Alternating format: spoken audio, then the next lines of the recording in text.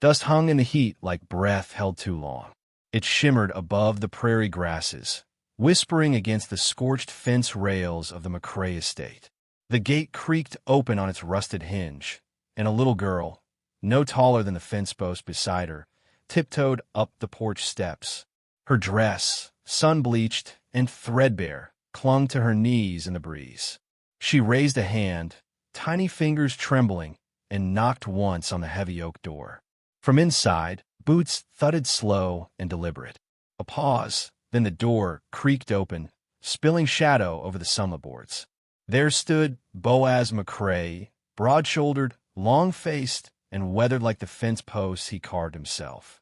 His vest hung open over a shirt that once fit tighter, and in his eyes was the hollow kind of stillness that knows what it means to be left waiting. The girl blinked up at him, wide-eyed, lips parted with some secret she didn't know how to keep. She swallowed and said, "He left us, sir. Mama said you might help." Boaz stared down at her, barefoot, dusty, with a smudge on her cheek like ash. Her words settled over him like the grit of a dry wind. No one had come to this house in months. Not since the last ranch hand rode off without a word. Not since the letter bearing Eliza Ambler's name had crumpled in his fist. He leaned his weight on the doorframe, and in the silence between them, something ancient stirred, something like mercy. "Where's your mama?" he asked. The girl pointed down the path. A figure stood by the fence, shoulders squared as if braced for judgment. She wore a faded bonnet and held herself too still, too proud. Boaz squinted. Letty Rose Ambler. Not Eliza. Not the bride who'd signed the contract, then vanished without explanation. This was her younger sister. He remembered her face from a daguerreotype tucked in the same envelope that had introduced her kin. She had softer eyes, less defiance, more ache. He exhaled, slow as a cattleman deciding whether to mend a fence or burn it down. "You hungry?" he asked the child. She nodded, one hand still curled around the strap of her ragged satchel. He stepped aside. The girl crossed the threshold like someone entering a church. Letty didn't move until the door shut behind her daughter. The parlor still smelled faintly of cedar and dried sage. Junebug, Letty's daughter, she'd said once when they first met at the depot, sat cross-legged on the bearskin rug, chewing a corner of cornbread Boaz had slathered with honey. She ate like she didn't trust it to stay. Letty stood near the hearth, arms crossed, hat still on her head. She hadn't asked to stay, hadn't begged or pleaded, just sent her child to do what pride would not allow. Boaz ladled beans into 2 more bowls, silent but not unkind. "We can go in the morning," she said, barely above the crackle of the fire. He didn't look at her. "You can stay tonight." She flinched like she'd been slapped with charity. He added, "It's not pity." Still, her eyes didn't meet his. The storm outside gathered slow. A curl of wind lifted her skirt hem. She knelt beside Junebug and brushed a straw from her curls. Boaz sat on the arm of a worn chair. "Where's your husband?" "He ain't," she said simply. "Not anymore." He let the silence hold its weight. "Gambler. Took what we had, bought whiskey, boarded a train out of Dodge." Her voice didn't waver. "Left us in a boarding house with 2 biscuits and my sister's name still on the contract." Boaz nodded once, as if to say, "I've known men like that." He didn't ask more. Junebug let out a sleepy hum and curled against her mother's side. Letty laid her shawl over the girl and smoothed her hair with the reverence of someone who had lost before. "She thinks you're a hero," Letty said softly. "I'm not. She says you're the man with the big house who waits for people to come home." He stared into the fire. That house waited too long. Forgot how to be warm. She looked at him, then really looked. There were hollows beneath his cheekbones, and deep furrows where laughter might have lived if things had gone different.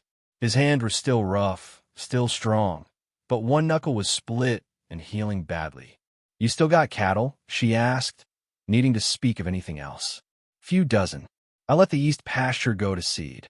"What?" "No one to ride it with." Junebug stirred, murmured something, and Letty scooped her into her arms. "I'll find a spot by the stove. Don't need more than a corner." He motioned toward the stairs. "Room's upstairs. Sheets ain't fresh, but they're clean." She hesitated, then nodded once. At the landing, she paused.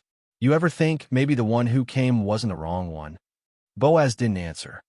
At dawn, Letty woke to the smell of biscuits baking and the sound of a fiddle string being tuned, slow and uncertain. She tiptoed to the railing. Below, Boaz stood shirtless at the stove, humming tunelessly, the fiddle resting against his shoulder.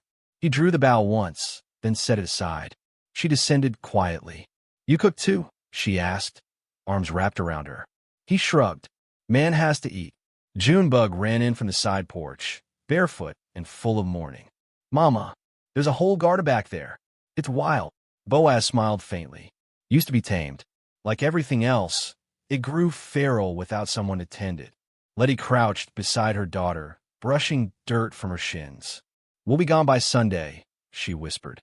He didn't turn from the stove. No rush. She looked around the room. The dust, the quiet, the slow returning warmth. It wasn't home. Not yet, but didn't push them out either. Later that afternoon, in town, Boaz passed Miss Tansy Greer outside the post office. She leaned close and hissed, "You've taken in strays now?" He didn't stop walking. Fat rancher finally got desperate enough to settle for someone else's shame. He turned slowly, eyes calm but cold. Better a home with shame than a house full of emptiness. The words hung heavy in the sunlit street. When he returned, Letty was on the porch, darning a child's stocking. She didn't ask about town. She didn't need to. That night, she stood in the doorway, eyes soft with something like resolve. "You sure we ain't overstaying?" Boaz looked up from the ledger he'd barely touched. "You're not your sister," he said. She swallowed. "I know. You never were." She didn't reply, but she stepped inside and closed the door behind her. Boaz found her in the garden just after sunrise, kneeling among the overgrowth where cabbages once thrived. Her skirt was damp with dew, hair falling from its pins, sleeves rolled past the elbows. Letty Rose didn't notice him watching. She was tugging weeds from the earth with quiet determination, as if pulling shame out by the root. "You don't have to do that," he said, voice like gravel softened by wind. She sat back on her heels. "Some things grow wild if you don't tend them." Their eyes met over the rows of bent kale and untamed onions. In her expression was a mix of apology and resolve, a woman who'd gone hungry enough to know the worth of green things. Boaz stepped forward, offered her a hand. She wiped hers on her apron before taking it. He lifted her easily, and she steadied herself with a palm against his chest. Neither spoke. The touch was brief, unspoken, and burned longer than it lasted. Inside, Junebug sang to the kittens that had made a home in the barn wall. Her voice was high and off-key, but sweet enough to quiet ghosts. Letty paused in the doorway, watching the child rock a kitten in a rag-wrapped basket. Boaz leaned nearby, arms crossed, letting the music fill the quiet spaces in his house. That afternoon, they rode into town. Boaz drove the buckboard, Letty beside him with Junebug curled asleep in her lap. The sun glinted off the steeple of First Church and the shop windows, but the stairs cut colder than the wind. Tansy Greer stood outside her post office, lips pursed like she'd bitten into a sour plum. "Well, I see the Baron's found himself a replacement," she said loud enough for the street to hear. Boaz didn't flinch. He stepped down, offering Letty his hand as she dismounted with Junebug still drowsy in her arms. He tipped his hat to Miss Tansy. "Ain't no replacements here. Just people trying to live." But whispers grew behind them like weeds. She took her sister's name. Had a child already. Letty Ambler, shameless as they come. Letty didn't look back. She walked straight into the mercantile and paid for flour with trembling hands. Back home, Junebug helped feed the chickens while Boaz repaired a cracked trough. Letty stood beneath the sagging porch beam, a bucket of nails in one hand, a hammer in the other. Without asking, she climbed the ladder. He called, "That was no good." The board cracked before she could react. She slipped sideways, gasping, arms flailing. Boaz caught her mid-fall, one arm around her waist, the other braced on the post. Her breath hitched in his chest. "You always throw yourself off porches when someone offers help?" She blinked, stunned, her hand clutching his collar. "Guess I've got poor timing." He set her down gently, but his hand lingered just a second too long at her waist before he stepped back. Later, rain arrived sudden as a confession, sharp, cold, and full of purpose. Thunder rumbled over the hills. Junebug squealed with delight as wind snapped through the orchard. Letty grabbed her from the field, skirts whipping around her, and they dashed for the barn. Boaz was already there, throwing feed sacks over a leaking corner. Lightning lit his silhouette like something ancient, carved from will and weariness. Letty burst in with Junebug in the scent of rain-soaked grass, eyes wide, breathless. "She all right?" he asked. Letty nodded, pulling the girl close. The storm raged on. Water trickled through the roof in half a dozen places. Boaz climbed onto the beam to patch it, foot slipping on the wet wood. The board buckled. He fell hard, hitting the ground with a grunt. Letty cried out. Junebug whimpered. But Boaz sat up slowly, jaw clenched, gripping his side. "You're hurt," Letty said, dropping to her knees beside him. He winced. "Not the first time I've hit the floor." "You shouldn't do it alone," she whispered, pressing her hand to his chest where the breath shuddered. "You don't have to anymore." He looked at her. Not the words, but the way she said them, like an offering too fragile to name. "I built this place for your sister," he said finally. Stared down 30 summers, hoping she'd change her mind. Thought if I waited long enough, maybe she'd see it was safe here. That I was safe. Letty's face didn't change, but her hand slipped into his. "I ain't her," she said. "I know, but I know what it's like. To wait. To be forgotten." They sat in silence as rain drummed on the roof and the horses snorted softly in their stalls. Junebug curled in the straw beside them, eyes half closed, as if she already believed in forever. The next day, Boaz brought home lumber. Letty stitched curtains from old flour sacks. The house began to fill, not with things but with use, with warmth. The kitchen smelled of biscuits again. A window now opened that hadn't been touched in years. Letty even hung a wind chime made from spoons and string in the garden. When Miss Tansy arrived uninvited with 2 others, faces tight, voices stiff, Boaz met them on the porch. "We just came to check on things," Tansy said, eyeing Letty through the screen door. "Some folks think it's improper. Her living here, with a child, and no vows spoken." Boaz didn't raise his voice.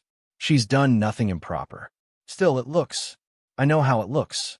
He stepped forward, boots thudding on the porch planks. "It looks like a man gave shelter.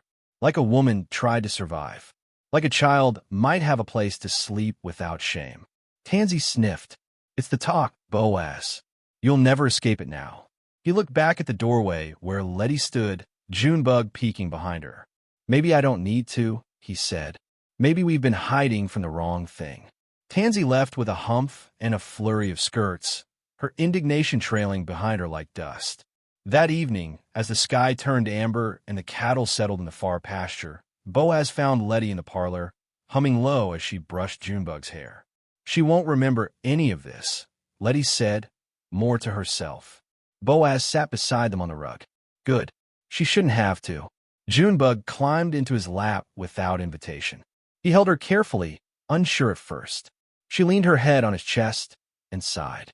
Letty looked at him like someone seeing the start of something, not a promise, but a possibility. He looked down at the child in his arms and whispered, "You're safe now." The clock ticked. The fire crackled. Letty closed her eyes. Outside, the last letter ever addressed to Eliza Ambler burned to ash in the hearth.